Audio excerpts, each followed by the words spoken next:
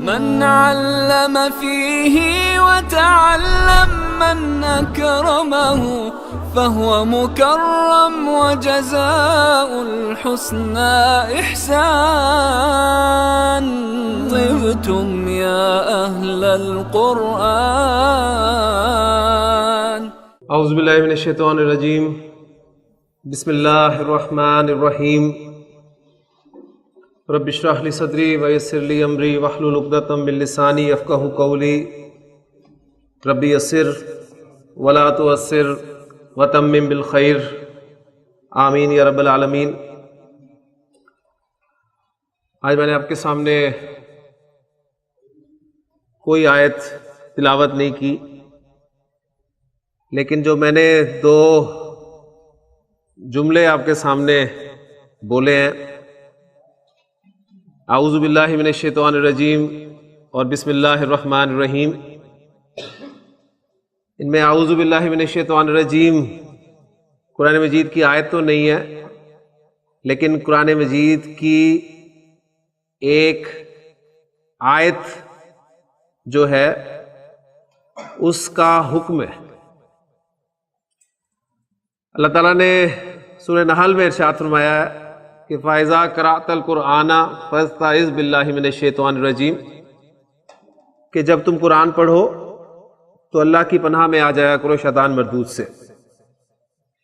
اور اس پہ ہم تفصیل سے بات کر چکے ہیں کہ شیطان نے چیلنج کیا تھا اللہ تعالیٰ سے. اس نے جنت سے نکلتے ہوئے یہ الفاظ کہے تھے قَالَ فَبِمَا أَغْوَيْتَنِي لَأَقْعُدَنَّ لَهُمْ صِرَاطَكَ الْمُسْتَقِيمَ، کہ جس کی وجہ سے تو نے مجھے گمراہ کیا ہے، میں تجھے چیلنج کرتا ہوں کہ میں بھی انہیں گمراہ کرنے کے لیے تیرے سیدھے رستے پر ضرور بھی ضرور بیٹھوں گا.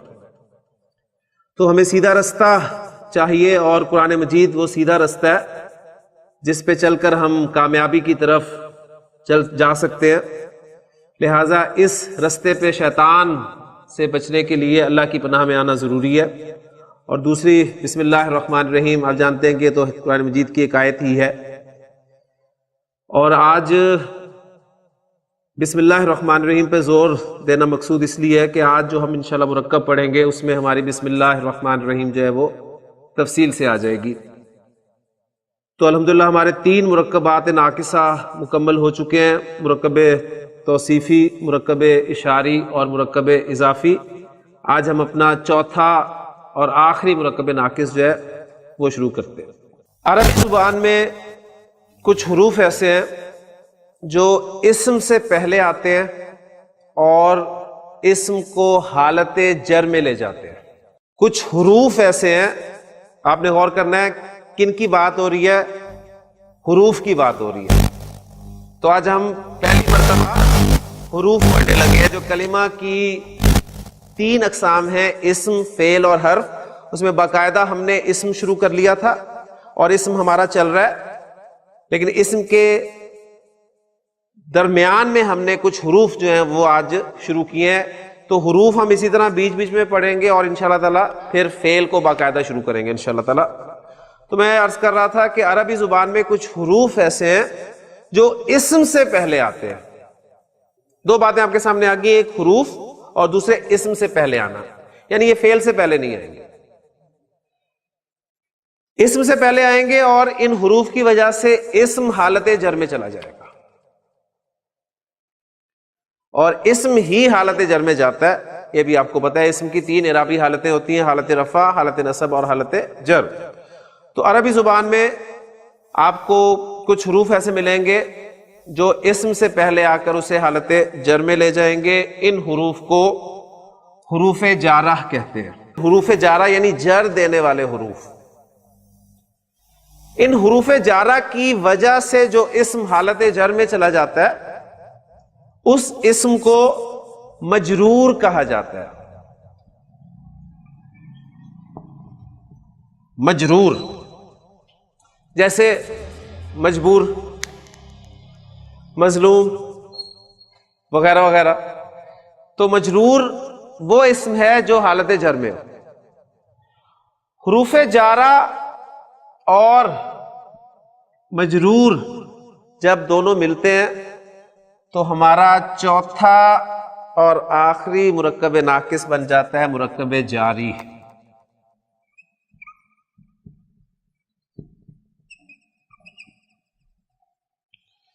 مرکب توصیفی پہلا مرکب ناقص، مرکب اشاری دوسرا مرکب ناقص، مرکب اضافی تیسرا مرکب ناقص، اور مرکب جاری چوتھا مرکب ناقص. مرکب جاری کسے کہتے ہیں دانش؟ حروف جارہ اور مجرور کے ملنے سے جو مرکب بنتا ہے وہ مرکب جاری کہلاتا ہے. بالکل اس طرح جس طرح موصوف اور صفت کے ملنے سے مرکب توصیفی بنتا ہے، اشارہ اور مشار الیہ کے ملنے سے مرکب اشاری بنتا ہے، مضاف اور مضاف الیہ کے ملنے سے مرکب اضافی بنتا ہے. تو حروف جارہ اور مجرور ان دونوں کے ملنے سے جو مرکب ناقص بنے گا وہ مرکب جاری کہلائے گا. یا آپ اس کو ایسے بھی کہہ سکتے ہیں کہ ایسا مرکب ناقص جس میں حروف جارہ استعمال ہو. بالکل اسی طرح جس طرح ہم نے مرکب اشاری کی ڈیفینیشن ایسی کی تھی کہ ایسا مرکب ناقص جس میں اسماء اشارہ استعمال ہوں اسے مرکب اشاری کہتے ہیں. تو آپ اسی بیس پہ یہ ڈیفینیشن بھی اس کی کر سکتے ہیں کہ ایسا مرکب ناقص، یہ پھر بات ہو رہی ہے مرکب ناقص کی جس میں حروف جارہ استعمال ہو. اب جس طرح مرکب اشاری میں جب ہم نے کہا تھا کہ ایسا مرکب ناقص جس میں اسماء اشارہ استعمال ہو، تو ہم نے پھر اسماء اشارہ کو تفصیل سے پڑھا تھا کہ اسماء اشارہ ہیں کون کون سے اور کس کس معنی کے لیے وہ استعمال ہوتے ہیں. اب اس مرکب جاری میں ہمارے حروف جارہ آ گئے ہیں، لہٰذا اب ہم حروف جارہ کے بارے میں پڑھیں گے کہ عربی زبان میں کون کون سے حروف جارہ ہیں اور وہ کن کن معنی میں استعمال ہوتے ہیں. تو آپ کو میں بتاتا چلوں کہ عربی زبان میں استعمال ہونے والے حروف جارہ کی کل تعداد 17 ہے. عربی زبان میں 17 حروف جارہ ہیں، لیکن 17 آپ سنتے ہی ڈر گئے ہوں گے کہ 17 اب 17 یعنی 17 دن شاید ہمیں لگے، لیکن ایسی بات نہیں ہے. ہم نے 17 حروف نہیں پڑھنے، ہم نے قرآن مجید میں جو کثرت سے استعمال ہونے والے حروف ہیں، بلکہ قرآن مجید میں استعمال ہونے والے حروف جو ہے حروف جارہ وہ ہم پڑھیں گے اور ان کی تعداد 11 ہے. تو ہم نے 11 حروف جارہ پڑھنے ہیں انشاءاللہ. اب ایک ایک حرف جر میں آپ کے سامنے انشاءاللہ رکھوں گا، مرکب جاری بنائیں گے، اور جب ہم تمام حروف جارہ پڑھ لیں گے تو پھر ہم دیکھیں گے کہ یہ جو مرکب جاری بنتا ہے اس کا جملے میں، جملہ اسمیہ میں کیا مقام ہے. کیا یہ مبتدا بن کر آ سکتا ہے، کیا یہ خبر بن کر آ سکتا ہے، یا اس کی کوئی اور حیثیت ہوتی ہے. یہ ہم انشاءاللہ بعد میں دیکھیں گے، لیکن سب سے پہلے ہم ایک ایک حرف جر کو تفصیل سے دیکھتے ہیں. ندیم صاحب یہ کیا ہے؟ با. آپ نے اسے بے نہیں کہنا اس لیے کہ آپ عربی پڑھ رہے ہیں، اور عربی میں یہ حرف جو ہے وہ با کہلاتا ہے. ایک با آپ نے حروف الہجا میں پڑھا ہے، ٹھیک ہے، لیکن یہ با جو ہے یہ حرف جر کے طور پہ آ رہا ہے. وہ با الفاظ بنانے میں مدد دیتا ہے، الفاظ میں استعمال ہوتا ہے. یہ جو ہے اسم سے پہلے آئے گا اور اسم کو حالت جر میں لے جائے گا. اب آپ نے جو باتیں یاد رکھنی ہیں وہ دو باتیں ہیں کہ وہ جو حرف آپ کے سامنے حرف جر لکھا جا رہا ہے وہ کون سا ہے، اس کو کیسے لکھا جانا ہے، اس پہ حرکت کون سی آنی ہے، ایک بات یہ، اور دوسری بات یہ کہ وہ کن معنی میں استعمال ہو. تو با آپ کا پہلا حرف ہے اور اس پہ زیر آپ کو ملے گی. ابھی بھی آپ اس کو حرف جر با ہی کہیں گے، یہ نہ ہو کہ اب آپ اسے کہیں جی یہ تو بی ہے. یہ حرف جر با ہے اور اس پہ زیر آتی ہے، ایک بات ہوگی. دوسری بات یہ کن معنی میں استعمال ہوتا ہے. تو با جو ہے یہ اردو میں جو لفظ آپ استعمال کرتے ہیں کے ساتھ، عام طور پر ان معنی میں استعمال ہوتا ہے. انگریزی میں آپ اسے ود کا مفہوم دے سکتے ہیں.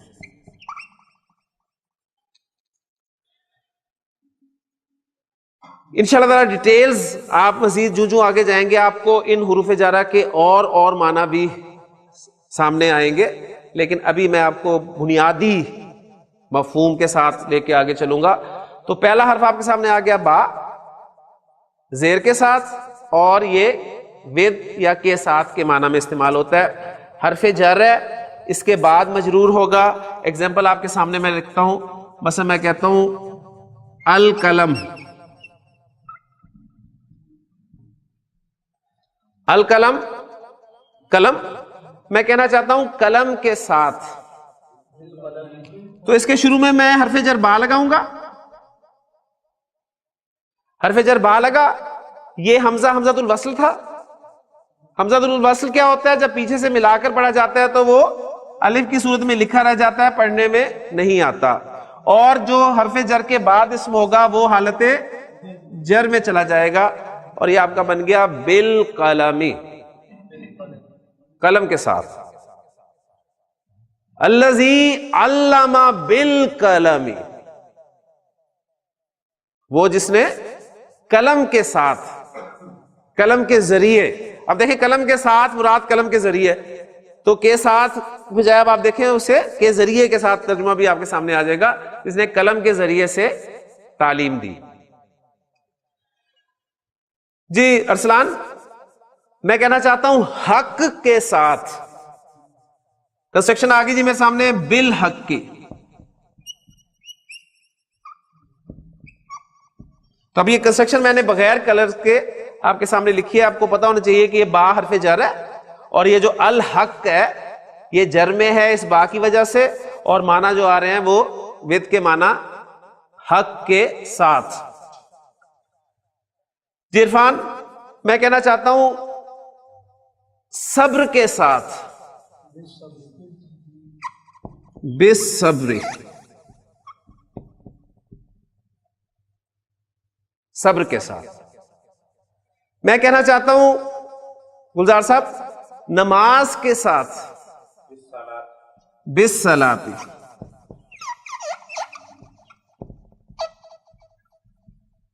صبر کے ساتھ, نماز کے ساتھ. اب میں کہنا چاہتا ہوں صبر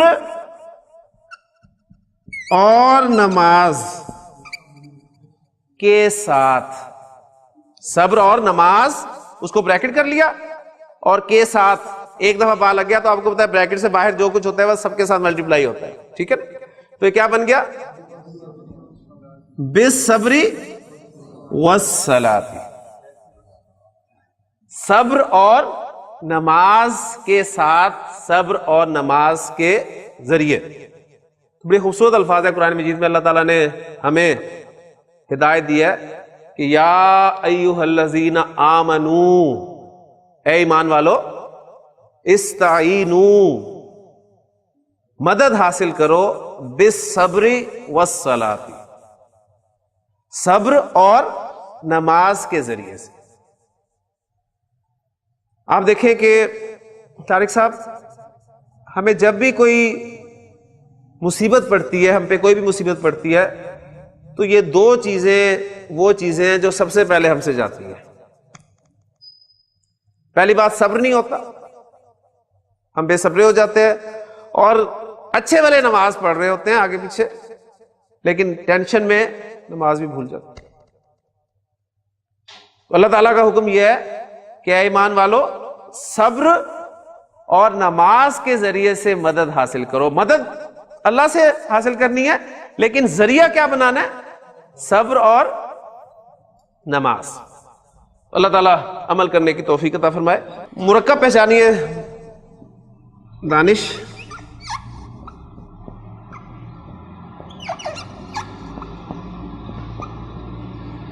اصحاب الفیل کون سا مرکب ہے؟ مرکب اضافی. اصحاب, عابد صاحب الف لام کے بغیر ہے, تنوین بھی نظر نہیں آ رہی, تو آپ کا ذہن جانا چاہیے کہ مرکب اضافی بن رہا ہے. کنفرم آپ نے اس وقت کرنا ہے جب آپ کو اگلا اسم حالت جر میں نظر آئے گا. اگلا اسم حالت جر میں ہے تو کنفرم ہو گیا اصحاب الفیل مرکب اضافی ہے. اب مرکب اضافی میں ہر مرکب اضافی کا ترجمہ کا کے ساتھ نہیں ہوگا. ٹھیک ہے نا. فیل ہاتھی کو کہتے ہیں, یعنی ہاتھی کے ساتھی, یہی ہوگا نا ترجمہ, ہاتھی کے ساتھی یعنی ہاتھی والے, ہاتھی والے.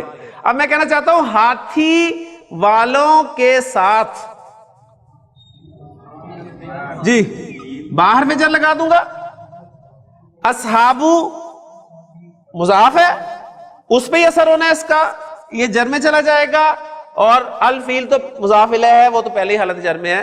تو بھی اصحاب الفیلی, ہاتھی, یہ حمزہ اصلی ہے، اصحاب، یہ الف لام والا حمزہ ہے؟ بس جواب آپ کے سامنے موجود ہوتا ہے. ہر حمزہ جو ہے نا، ہر حمزہ وہ حمزۃ الوصل نہیں ہوگا. کلیئر ہو گیا جی ندیم بھائی؟ بی اصحاب الفیل، ہاتھی والوں کے ساتھ. الم تر کیف فعل ربک، ربو کا کون سا مرکب؟ مرکب اضافی. ربو کا تیرا رب، تیرے رب نے کیسا کیا؟ کیا تو نے نہیں دیکھا؟ کن کے ساتھ؟ بی اصحاب الفیل، ہاتھی والوں کے ساتھ.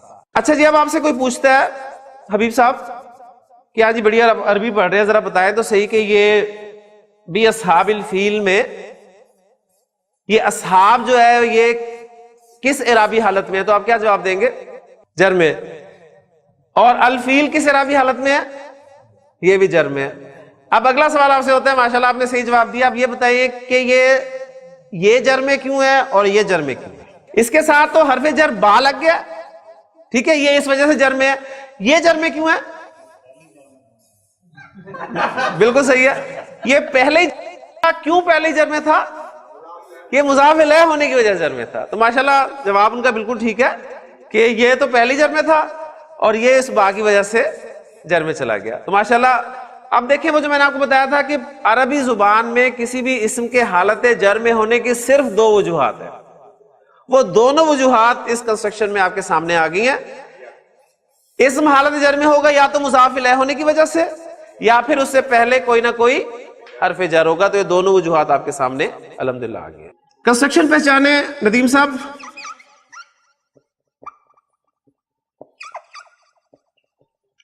اسم اللہ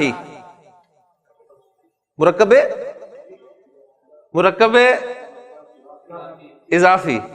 پہلا اسم الف لام کے بغیر، ہلکے اعراب کے ساتھ، تنوین کے بغیر. آپ کو شک ہوا کہ مرکب اضافی بن رہا ہے، کنفرم آپ نے کرنا ہے اگلے اسم کو دیکھ کے کہ وہ حالت جر میں ہے. تو اسم اللہ ترجمہ کیا ہوگا؟ اللہ کا نام. اللہ کا نام. اب میں کہنا چاہتا ہوں اللہ کے نام کے ساتھ. تو اسم کے بارے میں آپ کو پہلے بتا چکا ہوں کہ اسم کا حمزہ حمزۃ الوصل ہے، ٹھیک ہے نا؟ اسم کا حمزہ حمزۃ الوصل ہے. لہذا جب اسے پیچھے سے ملا کر پڑھیں گے تو یہ پڑھا نہیں جائے گا اور اسم مضاف جو ہے وہ حالت جر میں چلا جائے گا اور کنسٹرکشن آپ کے سامنے آ جائے گی بسم اللہ، اللہ کے نام کے ساتھ. اور بسم اللہ لکھنے کا اپنا ایک رسم الخط ہے، اس کو آپ نوٹ کر رہے ہیں. آپ کو کبھی بھی کہیں بھی بسم اللہ ایسے لکھی نظر نہیں آئے گی، بلکہ آپ کو بسم اللہ کیسے لکھی نظر آئے گی؟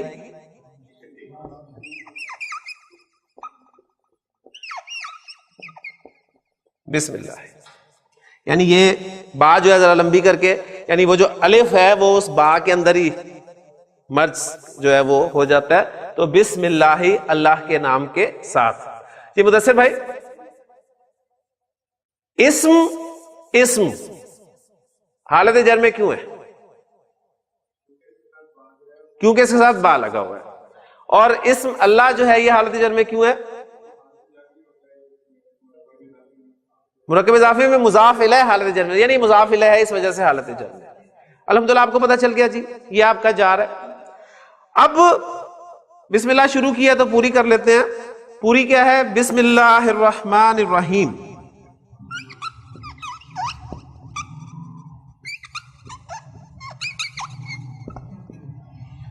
عابد صاحب، اسم کی حالت جر میں ہونے کی وجہ ہمیں پتہ چل گئی کہ با کی وجہ سے. اسم اللہ کے حالت جر میں ہونے کی وجہ پتہ چل گئی کہ مضاف الیہ.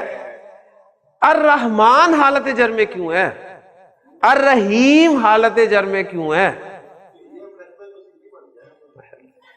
یہ دونوں اسم اللہ کی صفات بن کر آ رہی ہے، اور صفت آپ کو پتا ہے کہ موصوف کے مطابق ہوتی ہے. یعنی اب دیکھیں وہ جو ٹاپک آپ نے پڑھا ہے وہ کام آ گیا کہ نہیں آ گیا؟ تو بسم اللہ الرحمن الرحیم. اب اس کا ترجمہ ہم کیا کریں گے؟ بات سمجھ میں آ گئی؟ اس کا پورا فارمیٹ سمجھ میں آ گیا نا؟ اب دیکھیں ترجمہ ہم کیا کریں گے، ہم جب ترجمہ کرتے ہیں تو پہلے صفات بولتے ہیں، صفت بولتے ہیں، پھر موصوف بولتے ہیں، پھر اس کے بعد مضاف مضاف الیہ والی کنسٹرکشن. تو الرحمن پہلی صفت ہے. میں کہوں گا الرحمن، اب اس کا میں لفظی ترجمہ نہیں کر رہا، الرحمن الرحیم اللہ کے نام کے ساتھ. کیا ترجمہ ہے اس کنسٹرکشن کا؟ الرحمن الرحیم اللہ کے نام کے ساتھ. اور یہ آپ کی ایک انکمپلیٹ کنسٹرکشن ہے، یہ پورا جملہ نہیں ہے. کیسے انکمپلیٹ کنسٹرکشن ہے دیکھیں، میں آپ کے سامنے اس کا انالیسس کر دیتا ہوں. دیکھیں آپ کا الرحمن جو ہے یہ صفت اول، الرحیم صفت دوم، یہ دونوں صفات ہیں، اور اسم اللہ جو ہے یہ موصوف ہے. موصوف اپنی دونوں صفات سے مل کر اسم کے لیے مضاف الیہ بن گیا، اور اسم جو ہے یہ مضاف ہے. مضاف اور مضاف الیہ یہ دونوں مل کے مجرور ہیں. کس کی وجہ سے؟ حرف جار کی وجہ سے. جار اور مجرور مل کے کیا بن گئے؟ مرکب جاری. تو اینڈ ریزلٹ آپ کے سامنے آ گیا کہ یہ پوری بسم اللہ الرحمن الرحیم ایک مرکب جاری کنسٹرکشن ہے، جو کہ ایک مرکب ناقص ہے، یعنی انکمپلیٹ کنسٹرکشن ہے.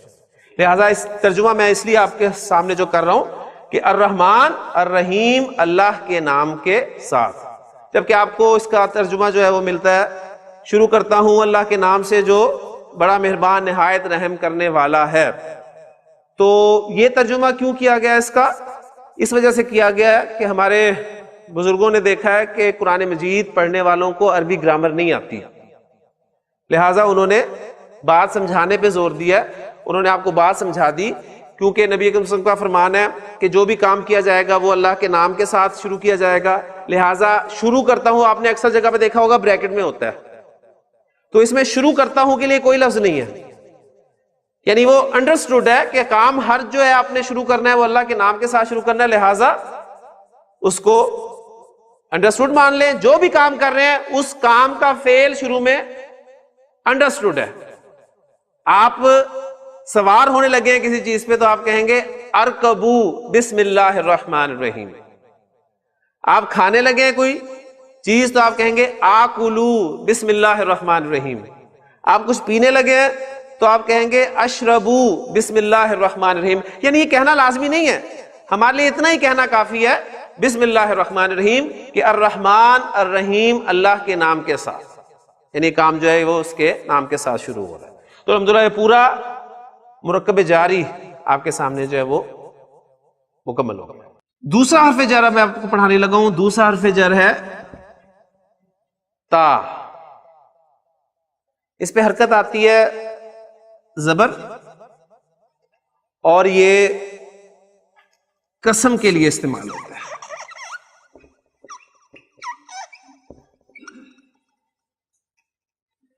تا زبر کے ساتھ آتا ہے، قسم کے لیے استعمال ہوتا ہے، اور اگلی بات ہے میں صرف اللہ کے ساتھ مخصوص ہے،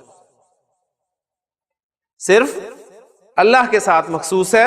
لہذا آپ یہی کہہ سکتے ہیں تاللہ، اللہ کی قسم. اور اس کی ایگزامپل آپ کو کوئی نہیں ملے گی. ٹھیک ہے، تاللہ اللہ کی قسم. سورہ یوسف کھول کے دیکھیں، اس میں بہت جگہ پہ آپ کو ملے گا مضمون یہ. حضرت یوسف علیہ السلام کے بھائیوں نے جب حضرت یوسف علیہ السلام نے اپنے آپ کو ایکسپوز کر دیا ان کے سامنے، تو قالو کہنے لگے تاللہ اللہ کی قسم لقد آثرک اللہ علینا، یقیناً اللہ نے آپ کو ہم پہ ترجیح دی ہے. اسی طرح حضرت یعقوب علیہ السلام کے بھی الفاظ تاللہ، اور پوری سورہ یوسف میں آپ کو کثرت سے جو ہے وہ تاللہ کا لفظ ملے گا. حضرت ابراہیم کے الفاظ بھی وہی ہیں جو انہوں نے کہتے ہیں کہ تاللہ لأکیدن اصنامکم، اللہ کی قسم میں تمہارے بتوں کے خلاف ضرور کچھ نہ کچھ کروں گا. تو پھر جو انہوں نے کیا تھا اس کا کل حال ہم نے جو ہے وہ دیکھ لیا تھا. تو اس حرف پر مزید ظاہر بات ہے پریکٹس کرنے کی ضرورت نہیں, کیونکہ یہ اللہ کے ساتھ مخصوص ہے, تو اس کی ایک ہی ایگزامپل آپ کو ملے گی, دوسری کوئی ایگزامپل نہیں ملے گی. تیسرا حرف ہے واو. واو یہ زبر کے ساتھ استعمال ہوتا ہے. ایک واو آپ نے پڑھا ہے اور کے معنی میں, ابھی آیا تھا نا الصبر والصلاۃ, صبر اور نماز, اور ٹھیک ہے زید و حامد, زید اور حامد. وہ واو اور کے معنی میں ہے, یہ واو حرف جر ہے, یہ واو حرف جر ہے. یہ بھی قسم کے لیے استعمال ہوتا ہے لیکن عام ہے, ٹھیک ہے, قسم کے لیے استعمال ہوتا ہے لیکن عام ہے, یعنی اللہ کے ساتھ بھی آپ اسے استعمال کر سکتے ہیں, اور اللہ نے دوسرے اسماء کے ساتھ بھی اس کو استعمال کیا ہے. ہم استعمال نہیں کر سکتے اس کو, لیکن اللہ نے اپنے کلام میں اس حرف جر کو دوسرے اسماء کے ساتھ استعمال کیا ہے. اللہ کے ساتھ ہم استعمال کرتے ہیں تو کنسٹرکشن آپ کے سامنے بن جائے گی. جی حبیب صاحب کیا بنی؟ واللہ, واللہ اللہ کی قسم. ہم اکثر بولتے بھی ہیں واللہ, ٹھیک ہے, واللہ میں سچا ہوں, یعنی اللہ کی قسم میں سچا ہوں. تو واللہ اللہ کی قسم, اور ہم نے قسم کھانی ہے تو ظاہر بات ہے اللہ کی کھانی ہے, کیونکہ قسم کھائی جاتی ہے عظیم ہستی کی, اور اللہ کی ہی قسم کھانی چاہیے. اور یہ جو ہم ایک دوسرے کی قسمیں کھاتے رہتے ہیں اکثر, یہ مناسب نہیں ہے. تو قسم کھانی ہے تو صرف اللہ کی قسم کھانی ہے. اچھا, اب اللہ نے قرآن مجید میں مختلف اسماء کی قسمیں کھائی ہیں. مثلا ایک آواز مجھے آئی والعصر,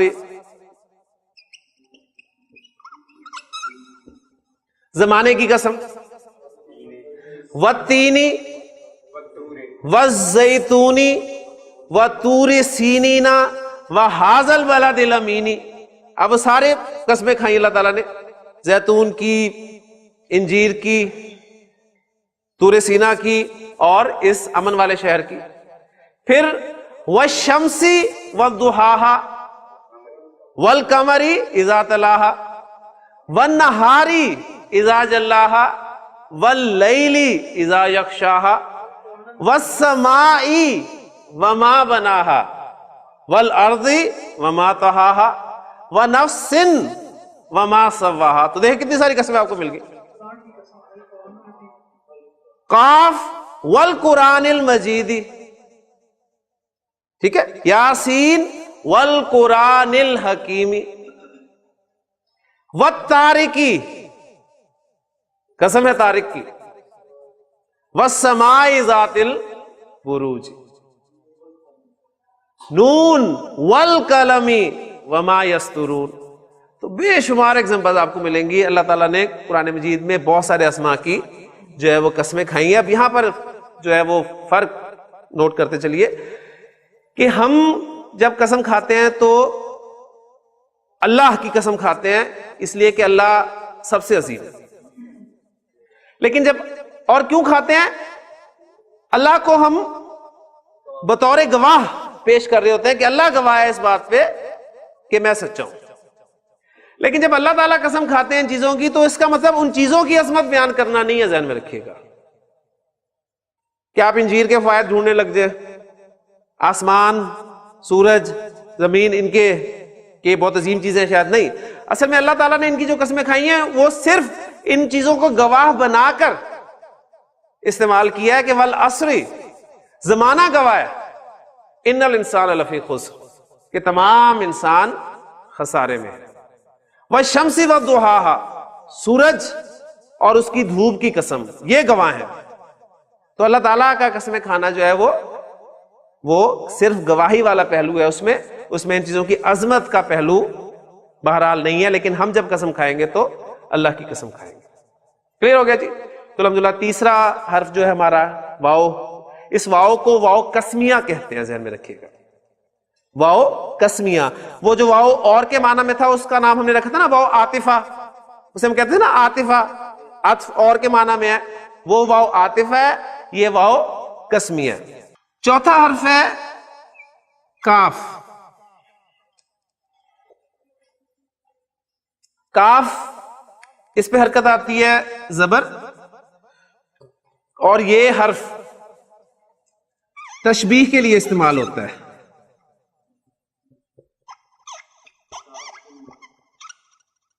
تشبیہ کے لیے جو ہم الفاظ اردو میں استعمال کرتے ہیں وہ کرتے ہیں کی طرح، جیسا، کی مانند، سا، لائک، انگریزی والا لائک، ٹھیک ہے نا. ہم کہتے ہیں you are like my brother, تو میرے بھائی جیسے ہو، ٹھیک ہے. تو میرے بھائی کی طرح ہو، تو میرے بھائی کی مانند ہو، تو میرے بھائی سے ہو، ٹھیک ہے.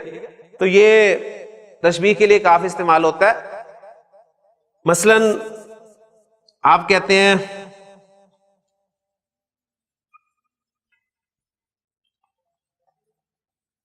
کل قمری، چاند جیسا، چاند کی طرح، چاند سا. پھر آپ کہتے ہیں پانی کی طرح، پانی جیسا، کیا کہیں گے عربی میں؟ کل مائی، الماء پانی، کل مائی. یعنی آپ دودھ والے کے ساتھ بڑی آسانی سے گفتگو کر سکتے ہیں عربی میں کہ اللبن کل مائی، پانی دودھ کی طرح، پانی دودھ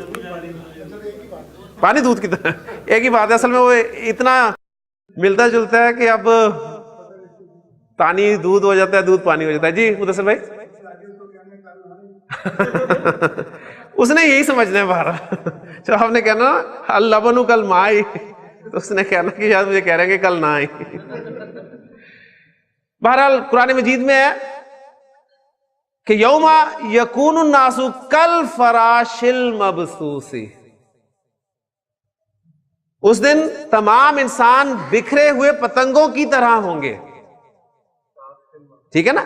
کل فراش المبثوث، بکھرے ہوئے پتنگے، مرکب توصیفی آپ کا اور اس پہ کاف لگا تو کل فراش المبثوث وتکون الجبال کالعہن المنفوش، اور پہاڑ جو ہیں وہ دھنکی ہوئی رنگین اون کی طرح ہو جائیں گے.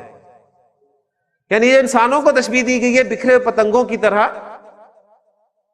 اس سے مراد تو اللہ تعالیٰ بہتر جانتا ہے کیا ہوگا، لیکن ہمیں کچھ سمجھ میں اس حوالے سے آ سکتی ہے کہ جب سور میں پھونکا جائے گا تو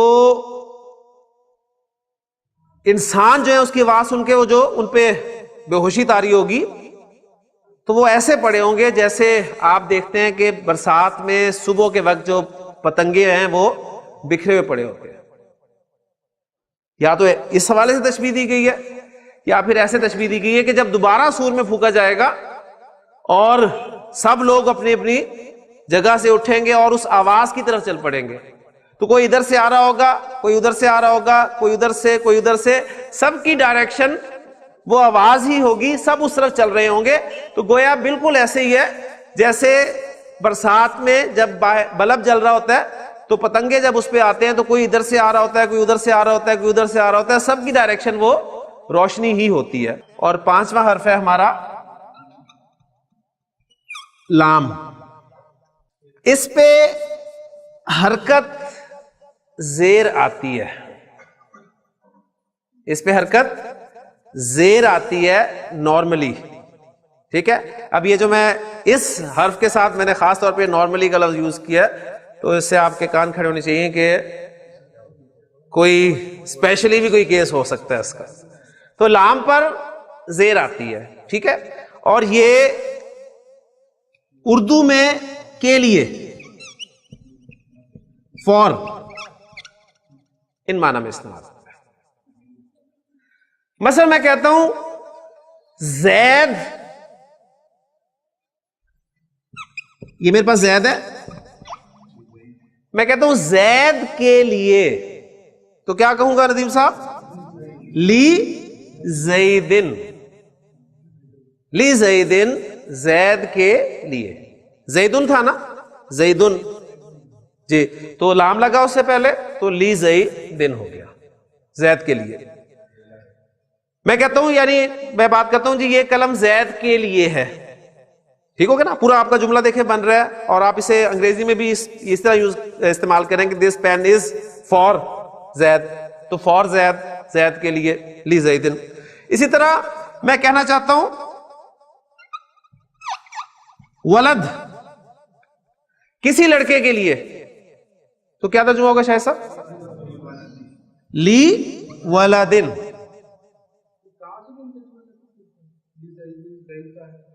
لی ولدن کسی لڑکے کے لیے۔ رجل، جی میں کہنا چاہتا ہوں کسی آدمی کے لیے، لی رجولن، لی رجولن کسی آدمی کے لیے۔ ایگزامپلز میں نے آپ کو جو تینوں اسما کی دی ہے، وہ تینوں اسما تنوین والے اسما تھے، ایک معرفہ تھا اور دو نکرہ تھے، ایسے ہی نا؟ اب میں آپ کو اس لام کا استعمال بتا رہا ہوں معرف باللام اسم کے ساتھ۔ مثلا یہ ولد تھا نا نکرہ، تو اس کا معرفہ اسم کیا ہوگا عرفان؟ الولد، الولد۔ اس کے شروع میں نے لام لگانا ہے، لام جارہ، تو کیا پڑھیں گے اس کو جی؟ للولدی، للولدی لڑکے کے لیے۔ لی والدین کا ترجمہ میں نے کیا کیا تھا؟ کسی لڑکے کے لیے، اور للولدی کا ترجمہ میں نے کیا لڑکے کے لیے۔ اب یہ اتنا میں اس پہ زور کیوں دے رہا ہوں؟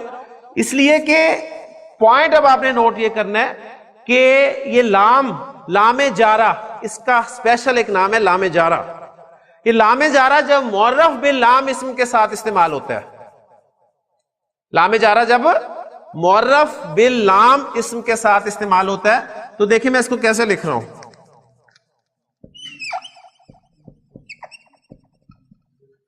پڑھا آپ نے یہی تھا نا للولدی، پڑھا یہ تھا، لیکن آپ دیکھیں وہ حمزۃ الوصل پڑھنے میں تو نہیں آ رہا، لیکن یہ لام جارہ کا ایک خاص سٹائل ہے کہ جب یہ الف لام والے اسم کے ساتھ آتا ہے تو وہ حمزۃ الوصل لکھنے سے بھی چلا جاتا ہے۔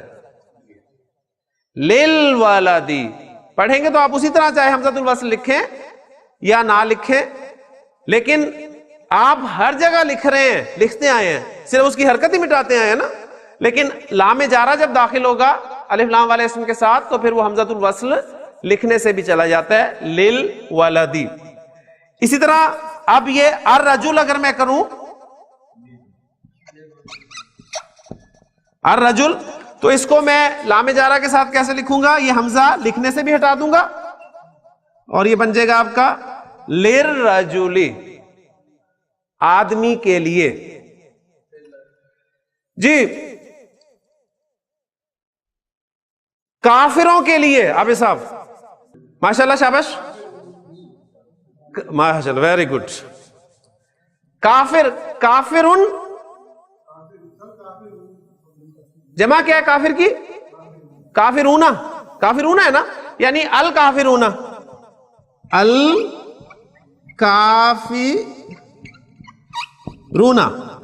جی لام داخل کرنا ہے تو یہ حمزۃ الوصل لکھنے میں بھی نہیں آئے گا، للکافرونی۔ جی عابد صاحب، جر میں جانا ہے نا، جر میں لے کے جائے۔ اونا، اونا ساؤنڈ کس کی ہے؟ جمع سالم مذکر کی، رفع ساؤنڈ ہے اونا۔ اب نصب اور جر ساؤنڈ جمع مذکر سالم کی کیا ہے؟ اینا، اینا۔ للکافی رینا، للکافرین۔